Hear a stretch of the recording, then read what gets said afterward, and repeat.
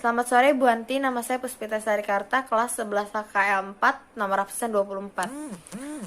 Pada hari ini saya akan mempresentasikan jawaban saya tentang Ipolek Sosbud Hankam dan strategi mengatasinya. Baik, kita mulai dari nomor 1. Sebutkan minimal 3 ancaman terhadap ideologi negara dan strategi mengatasinya. Nah, ancaman terhadap ideologi negara ini ada 2 jenis nih. Yang pertama itu yang berasal dari dalam negeri, yang kedua itu berasal dari luar negeri. Nah, ancaman terhadap ideologi negara yang berasal dari luar negeri yaitu contohnya Perang Dingin antara Amerika dan Uni Soviet, masuknya berbagai kebudayaan dan paham baru dari luar negeri, adanya campur tangan politik dari badan-badan asing dalam negeri, maraknya media propaganda asing, adu domba yang dilakukan oleh pihak asing terhadap bangsa Indonesia, serta pemberlakuan aturan-aturan tertentu yang dilakukan oleh pihak asing yang merugikan negara lain, seperti larangan terbang maskapai penerbangan Indonesia ke Eropa. Nah, selanjutnya ada ancaman terhadap ideologi negara dari dalam negeri. Nah, contohnya yaitu munculnya paham-paham radikal dan ekstremis dari dalam negeri, munculnya berbagai aliran sesat di Indonesia, kemudian ada provokasi dari kelompok masyarakat tertentu terhadap kelompok masyarakat tertentu yang mengandung unsur sara. Sara di sini dimaksudkan adalah saling menyinggung antara budaya yang satu dengan budaya lainnya, seperti agama, ras, suku, budaya yang masing-masing masyarakat ini menganggap bahwa budaya yang dia miliki adalah budaya yang paling benar. Padahal sebenarnya negara Indonesia ini memiliki banyak sekali budaya yang berbeda-beda, sehingga kita sebagai bangsa Indonesia harus menghargai satu dengan yang lainnya. Nah, unsur sara ini juga tidak hanya terjadi secara langsung, tetapi juga dapat terjadi melalui sosial media yang akhirnya dapat memecah belah kesatuan dan persatuan Republik Indonesia. Selanjutnya adanya stereotip tertentu yang terbentuk di masyarakat dalam menilai masyarakat lain. Selanjutnya ada sikap apatis terhadap pemerintah. Sikap apatis ini merupakan sikap kurangnya motivasi atau antusias dari masyarakat terhadap pemerintah itu sendiri, atau sikap acuh tak acuh masyarakat terhadap pemerintah. Jadi seperti tidak mau ikut berpartisipasi dalam peraturan-peraturan atau keputusan yang diambil oleh pemerintah. Sebenarnya ini berdampak cukup buruk bagi negara kita karena masyarakat tidak ikut andil atau tidak ikut berpartisipasi dalam keputusan atau peraturan yang sudah diambil atau diputuskan oleh pemerintah. Selanjutnya ada sikap mau menang sendiri dalam masyarakat suatu negara.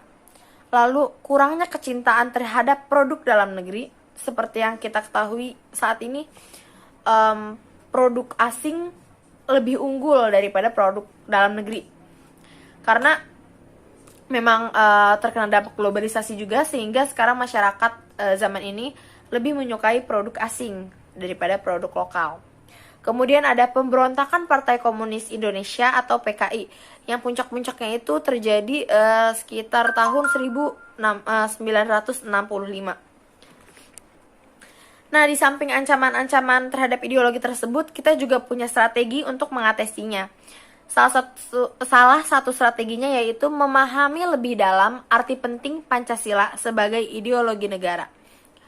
Kemudian menanamkan nilai-nilai Pancasila dalam bermasyarakat dari hal-hal yang kecil hingga hal-hal yang besar.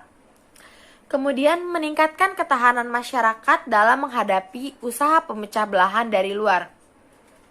Dalam arti di sini masyarakat tidak mudah untuk terprovokasi atau tersinggung oleh benturan-benturan ataupun perbedaan pendapat dari luar.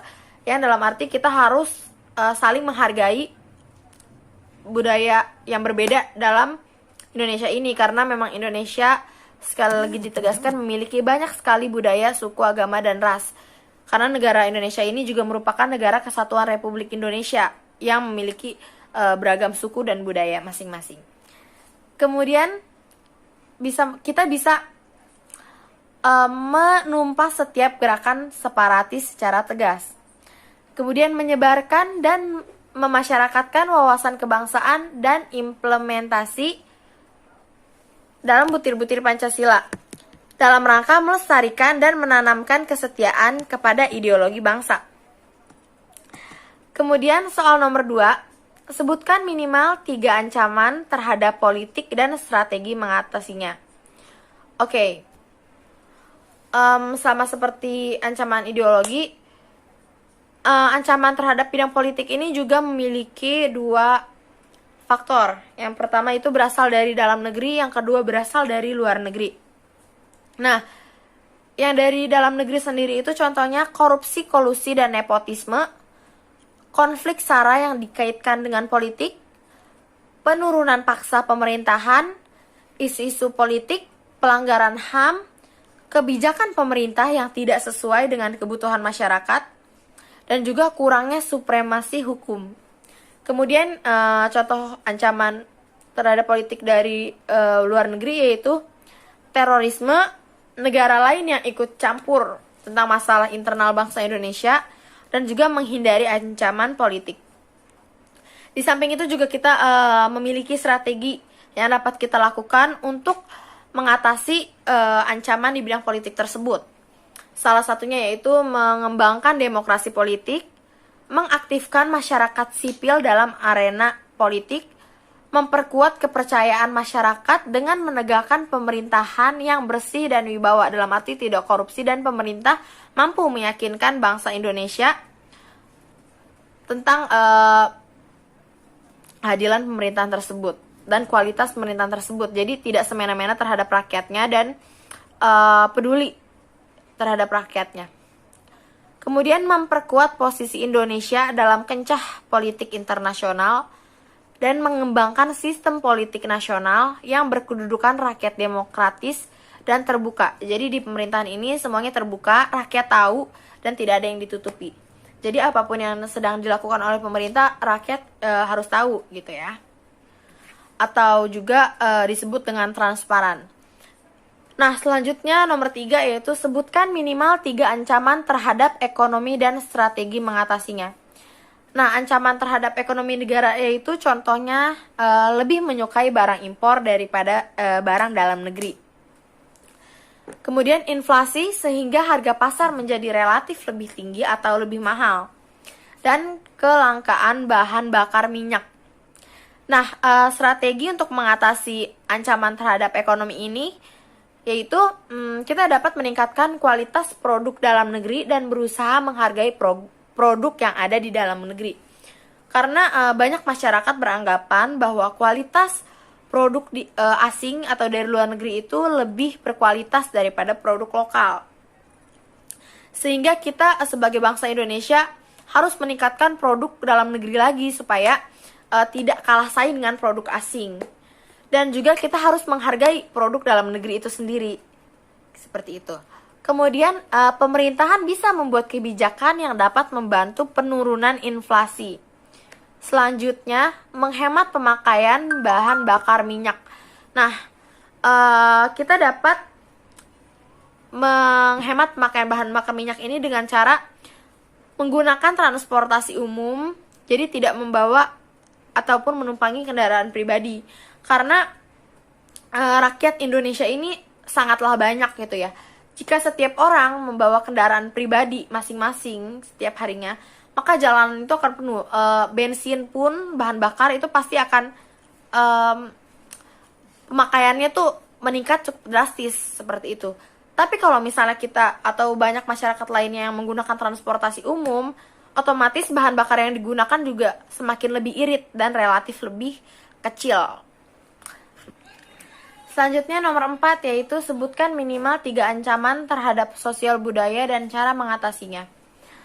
Oke, yang merupakan ancaman terhadap sosial budaya di negara kita yaitu banyaknya orang yang mempunyai sikap individualisme.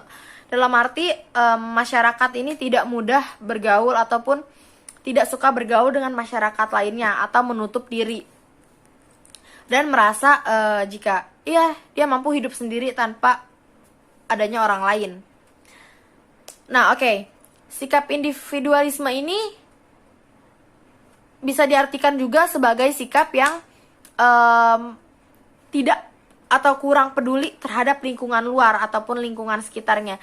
Jadi lebih mengarah kepada diri sendiri, tidak terlalu terbuka terhadap lingkungan luar juga. Nah, kemudian hilangnya budaya lokal dengan digantikan oleh budaya lain. Hal ini juga sebenarnya sudah terjadi di Indonesia. Budaya lokal kita sendiri itu sekarang sudah tidak terlalu terkenal, ataupun anak-anak zaman sekarang sudah tidak terlalu mengenal budaya lokal itu sendiri, dan lebih mengenal budaya asing yang terbawa oleh globalisasi. Kemudian adanya globalisasi yang mendunia. Nah, strategi mengatasinya yaitu orang yang memiliki sifat individualisme dapat banyak bergaul dengan masyarakat lainnya. Jadi, masyarakat yang memiliki sifat individualisme ini bisa berbaur nih dengan masyarakat luar lainnya, dan juga tidak menutup diri seperti itu. Nah, kemudian kita semua harus terbiasa untuk membudayakan budaya lokal dan menjadikannya sebagai tradisi yang ada di masyarakat. Ya, kita sebagai bangsa Indonesia harus melestarikan budaya dalam negeri kita sendiri. Nah, selanjutnya ada menanamkan nilai Pancasila secara dini sehingga anak dapat menyaring yang sesuai dan tidak sesuai dengan Indonesia. Selanjutnya nomor 5 atau nomor terakhir yaitu sebutkan minimal 3 ancaman terhadap pertahanan, keamanan, dan strategi mengatasinya. Nah, yang merupakan ancaman-ancaman terhadap pertahanan dan keamanan, contohnya yaitu konflik berunsur SARA. Lagi-lagi SARA karena memang konflik SARA ini sudah sering kali dan banyak sekali terjadi di sekitar kita pada saat ini. Selanjutnya ada penyeludupan senjata, sabotase, persengketaan wilayah, perang saudara, gerakan separatis, agresi militer, aksi teror, spionase, dan terorisme. Nah, kita juga memiliki strategi untuk mengatasi ancaman pertahanan dan keamanan negara tersebut. Nah, cara atau strategi mengatasinya yaitu kita dapat memperkuat pertahanan antar rakyat, senantiasa hidup rukun, tidak memecah belah bangsa sendiri atau memprovokasi. Selanjutnya, menjaga pertalian persatuan dan kesatuan negara Indonesia. Karena negara Indonesia sendiri merupakan negara kesatuan Republik Indonesia yang terdiri dari banyak suku dan budaya. Sehingga kita harus saling menghargai agar NKRI ini tidak terpecah belah dan kita tetap satu walaupun berbeda-beda suku, ras, budaya, dan lain sebagainya. Dan yang terakhir adalah menjaga lingkungan daerah maupun nasional secara bersama-sama. Ya, itu tadi presentasi dari saya. Cukup sekian mungkin yang dapat saya sampaikan. Sebelumnya mohon maaf apabila ada kata-kata yang kurang berkenan ataupun kurang jelas dan kurang dapat dimengerti. Sekian, terima kasih.